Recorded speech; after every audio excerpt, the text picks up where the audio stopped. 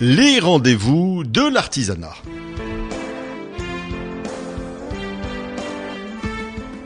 Mesdames et messieurs, bonjour, bienvenue dans notre rendez-vous mensuel en partenariat avec la Chambre de métier et de l'artisanat de l'Aube. Ça s'appelle les rendez-vous de l'artisanat.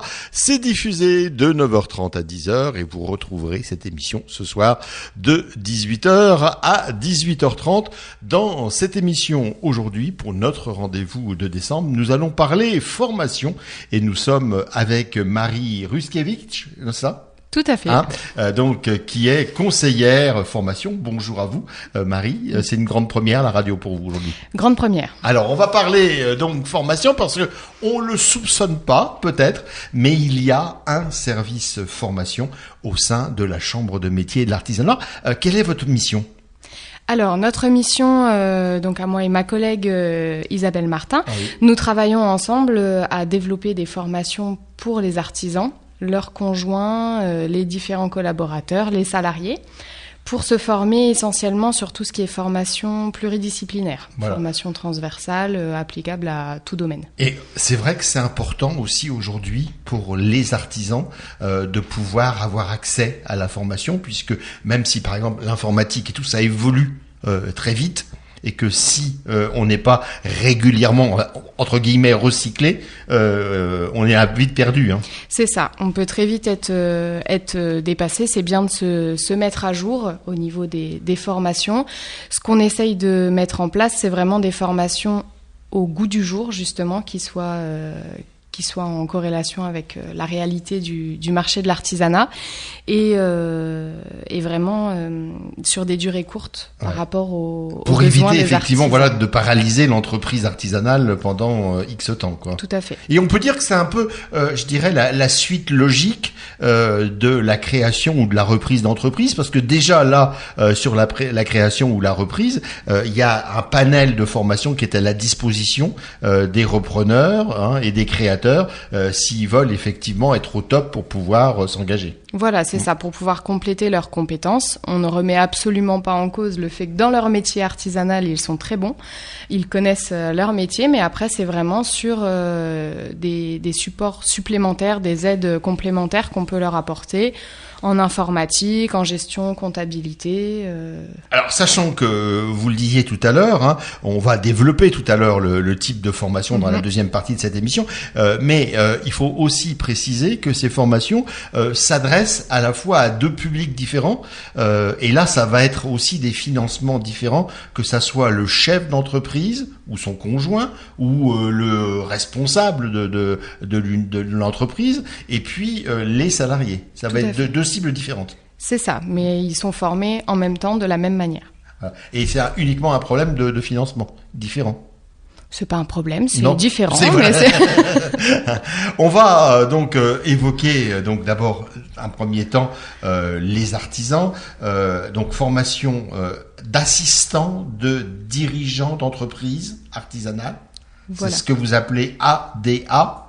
ADEA. ADEA. Oui. Donc c'est une formation qui est qualifiante. C'est la seule formation qualifiante aujourd'hui qu'on propose, qui aboutit à un diplôme de niveau 4, qui permet aux collaborateurs ou aux conjoints de pouvoir se former en parallèle de leur activité à raison d'1 jour par semaine. C'est une formation qui se déroule sur 2 ans. Ah oui, donc c'est une formation longue. C'est une formation longue, mais donc une journée par semaine où ils vont approfondir différents domaines, si je puis dire. Et donc là, ça va concerner donc le créateur, l'artisan ou les dirigeants de l'entreprise, c'est ça ? Ça peut être sur les dirigeants, c'est essentiellement plus souvent sur les conjoints qui aident dans les entreprises, qui jusqu'à présent n'étaient pas vraiment reconnus à ce titre-là, qui aujourd'hui peuvent du coup, en parallèle de leur activité dans l'entreprise, être diplômés. Avoir une formation qualifiante et avoir un diplôme qui va reconnaître leurs compétences. Ça veut dire qu'ils vont pouvoir, peut-être, c'est pas souhaité, mais si un jour ils quittent l'entreprise artisanale, ils vont pouvoir aller dans une autre entreprise artisanale et prouver leurs compétences avec ce diplôme. Tout à fait. Voilà. Donc là, ça s'adresse plus particulièrement donc aux artisans, mais aussi à leurs conjoints. Et puis alors, il y a les panels de formation, je dirais classiques, que l'on trouve sur le marché. Alors là, qui vont s'adresser eux aux salariés. Aux salariés ou aux chefs d'entreprise également. Ouais. Mais là, ce ne sera pas des formations qui vont donner accès à un diplôme. Non, ça va être des attestations de stage, des reconnaissances de compétences, mais pas de formation. C'est ça, tout à fait. Et alors, c'est pas évident, je présume, votre boulot tous les jours, d'aller frapper à la porte des artisans et puis leur dire, vous savez qu'il existe des formations ? Parce quand on a le nez dans le guidon, quand on est artisan, on pense pas à ce volet formation, non ? C'est ça. Aujourd'hui, ce qui est dommage, c'est que les artisans cotisent tous pour avoir un droit à la formation et aujourd'hui, très peu l'utilisent en réalité. Ils ont vraiment besoin qu'on leur rappelle que justement, avec les aides régionales, avec les différentes cotisations qu'ils ont, ils ont accès à des formations qui vont être prises en charge à 100%. Il faut savoir chaque artisan a le droit à 119 heures de formation par an. Donc, ça, on a de la marge. C'est un droit. Et chacun peut utiliser ce quota. C'est ça. Et doit pouvoir l'utiliser, et c'est gratuit en plus. Du coup, c'est pris en charge au niveau régional. Et où ça coince le plus, c'est quoi ? C'est parce que l'artisan se voit mal quitter son entreprise artisanale pour... Alors, il peut y avoir ce volet-là qui rentre en compte, c'est-à-dire qu'il voit clairement ça au départ comme une perte d'activité, alors qu'il ne faut pas le voir comme ça. C'est une journée ou deux de suspens, mais pour mieux repartir ensuite. Mais c'est vraiment aujourd'hui ce qui peut être un frein. Ouais. En complément de ça, les difficultés qu'on rencontre, c'est vrai qu'au niveau de la chambre, le service était moins dynamique ces dernières années. Là, on est vraiment en train de pouvoir redynamiser la chose de manière à remettre un calendrier conséquent qui puisse s'adapter aux différents besoins et proposer plusieurs formations. On parlait tout à l'heure de formation pour les conjoints. C'est une grosse avancée sociale. Oui. Puisque le conjoint, généralement, travaillait dans l'ombre, était souvent pas payé pour ce travail et pas reconnu en tant que conjoint du créateur. C'est ça. Là, c'est un diplôme qui vraiment met en avant justement ces personnes qui travaillent dans l'ombre, comme vous le dites. Et c'est plus facile à convaincre ? C'est difficile sur la durée, parce que souvent, justement, les chefs d'entreprise disent « Ah oui, mais moi j'ai besoin que vous soyez là tous les jours, pas absent une journée dans la semaine. » Mais il faut voir sur le long terme l'intérêt que ça apporte. Et donc c'est ça aussi votre travail tous les jours, d'expliquer qu'à peut-être, effectivement, la personne ne va pas être là une journée par semaine, mais que l'entreprise va gagner. C'est ça. C'est le gros de mon travail, c'est de convaincre. On va reparler donc de ce service formation au sein de la Chambre de métier après une première pause musicale.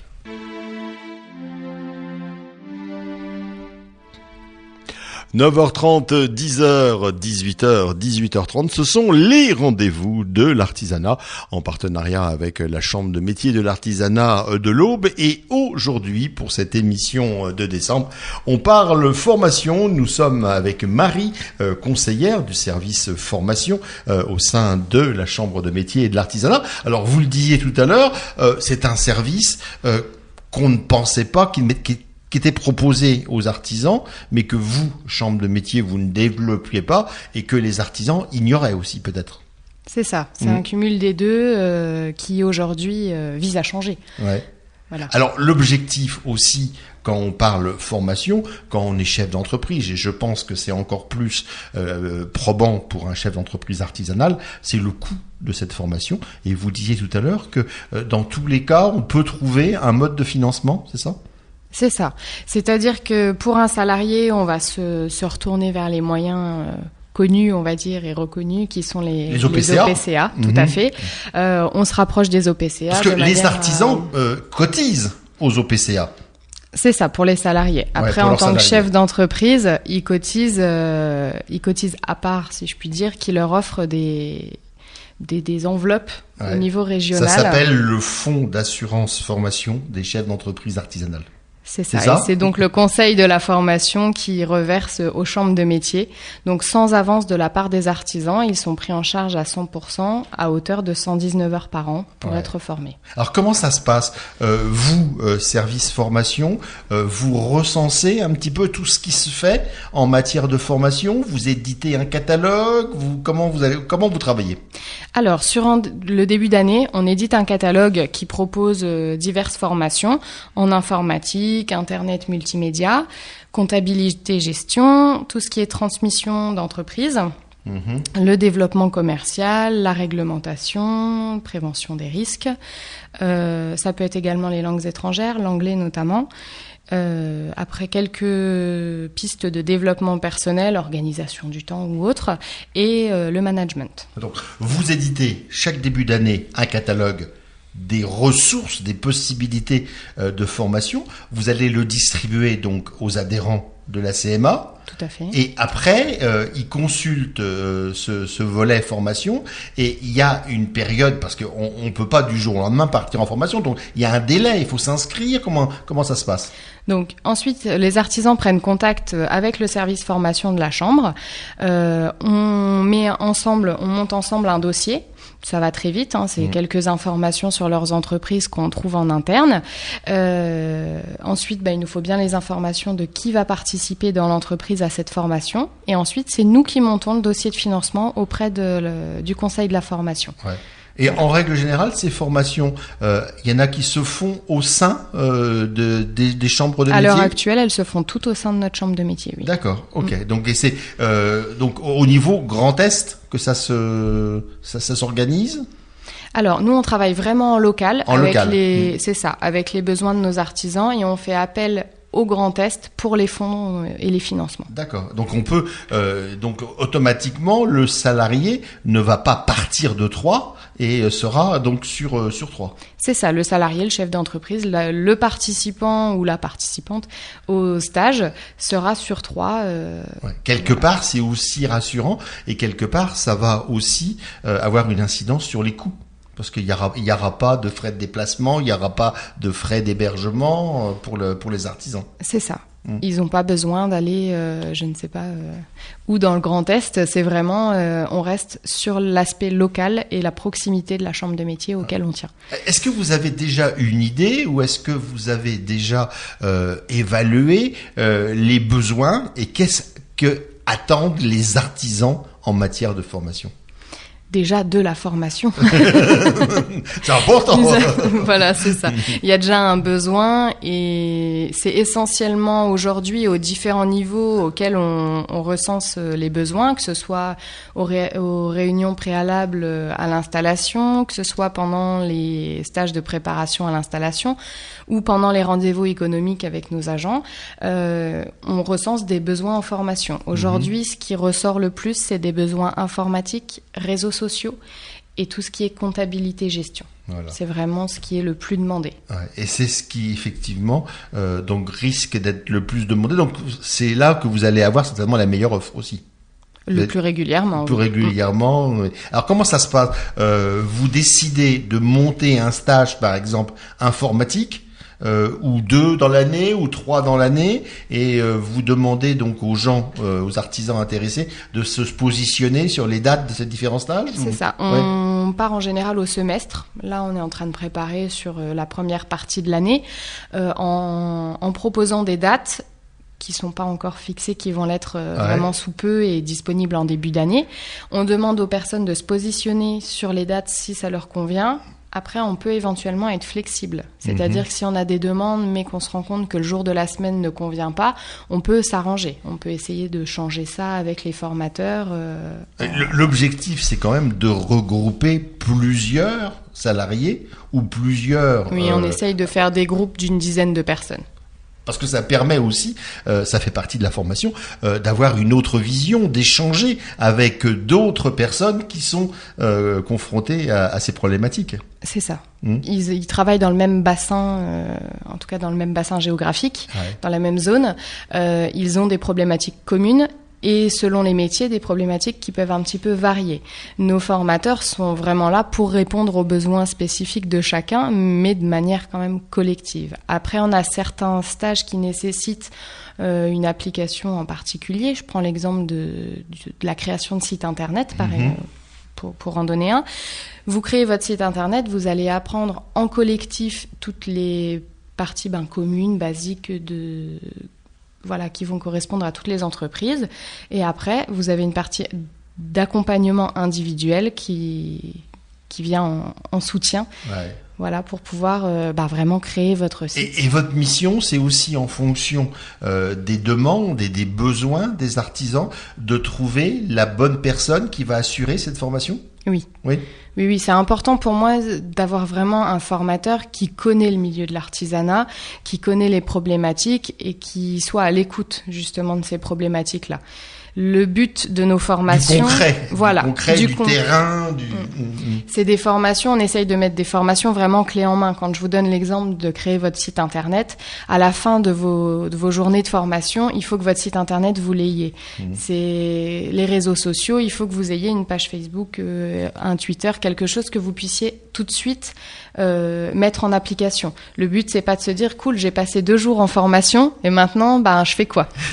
Donc il faut réellement que ça soit positif et que ça soit réellement du travail efficace dont on peut mesurer tout de suite l'impact. Tout à fait. Les artisans, leur bien le plus précieux, c'est leur temps quand on les écoute. Donc c'est vraiment notre souci aujourd'hui, c'est de correspondre à leurs attentes, d'avoir du concret. On va, si vous le voulez, faire une seconde pause musicale et puis on revient tout de suite pour la suite des rendez-vous de l'artisanat.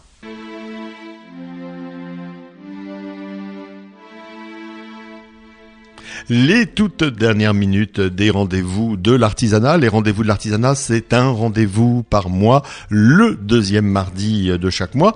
Et on parle bien sûr de vous, les artisans du département de l'Aube, puisque cette émission est réalisée en partenariat avec la Chambre de métier et de l'artisanat de l'Aube. Aujourd'hui, de 9h30 à 10h et de 18h à 18h30, on vous fait découvrir le service formation au sein de la CMMA et nous accueillons notre conseillère en formation, enfin votre conseillère en formation, Marie Ruskiewicz. J'ai encore bien prononcé ? Toujours bien. Parce que c'est facile à prononcer, mais c'est moins évident à écrire. Il y a beaucoup trop de lettres. Il y a beaucoup trop de lettres. Alors, vous, Marie, on a compris, votre but, c'est d'inciter un maximum d'entreprises artisanales, de responsables d'entreprises artisanales, de faire la démarche à la fois pour eux, mais également pour leurs salariés. Hein, c'est ça. C'est ça, les convaincre. Et donc là, vous allez pouvoir, vous êtes à leur écoute. On peut vous contacter également Isabelle Martin qui travaille avec vous au service formation pour voir, essayer de définir. Alors comment on fait on programme des formations sur les 6 mois à venir On programme des formations sur les 6 mois à venir et en parallèle, on est bien sûr à l'écoute s'il y a des demandes particulières qui aujourd'hui n'apparaissent pas dans notre catalogue. Il ne faut pas hésiter à prendre contact avec nous et on peut monter des formations spécifiques aux besoins c'est-à-dire demandés. Une entreprise artisanale, par exemple, qui est spécialisée dans un certain secteur, veut attaquer un autre secteur et va demander à la CMA de mettre en place une formation spécifique pour ses ouvriers artisans. Alors, c'est envisageable ou pas ça ? En général, nous on s'occupe vraiment de tout ce qui est formation pluridisciplinaire, qui vont s'appliquer à plusieurs métiers. D'accord. Quand on rentre dans des formations spécifiques, on s'adresse souvent aux syndicats du métier en question. Voilà, c'est pas de votre compétence. Vous, on l'a compris, c'est plus donc tout ce qui est, je dirais, transversal, c'est-à-dire comptabilité, informatique, site internet, communication, tout à fait, c'est ça. Tout ce qui peut intéresser en fait le plus grand nombre. C'est ça, pour être le plus large possible.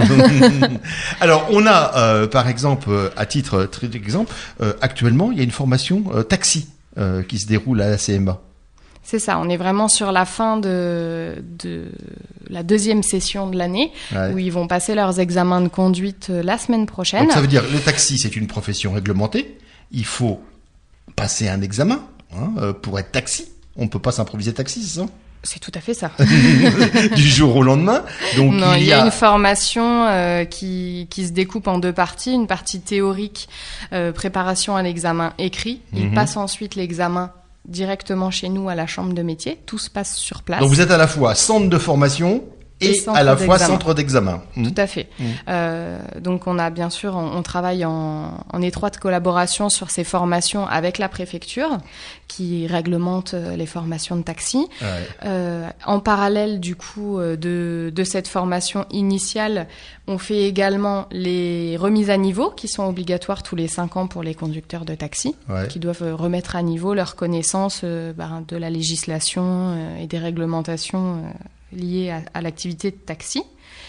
Et la 3e carte, si je puis dire, du volet taxi, c'est vraiment la mobilité, c'est-à-dire que un conducteur de taxi exerçant dans un autre département et ayant passé son examen dans un autre département que l'Aube peut, avec une formation de 3 jours chez nous, valider sa carte pour travailler dans l'Aube.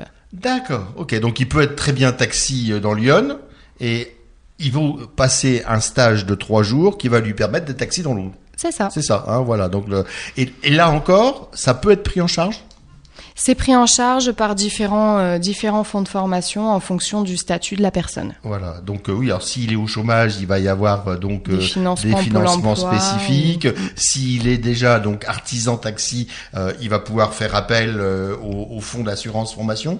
Au fond du conseil de formation, tout à fait. Ouais. Après, il y a également, comme c'est des formations dites techniques et spécifiques, il y a également les FAF-CEA et autres fonds de formation, mais il y a toujours des moyens d'aider au financement. Et information importante qu'il faut rappeler, je pense, aux artisans, c'est ce que vous disiez tout à l'heure.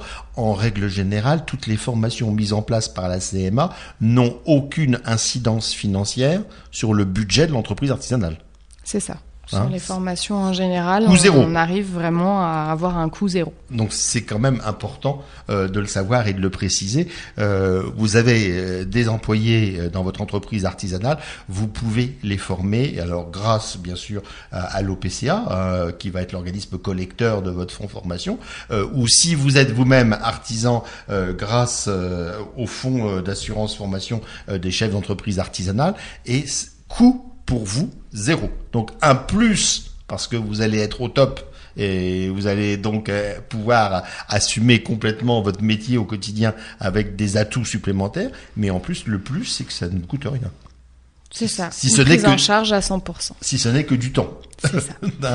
On s'occupe du reste. Et vous vous occupez du reste. Voilà, on arrive au terme de cette émission. On vous rappelle donc, si vous nous écoutez, prenez contact dès maintenant avec le service formation de la CMA. Vous demandez Marie ou Isabelle, 03 25 82 62 00, 03 25 82 62 00. Le plan de formation, vous l'établissez avec le chef d'entreprise.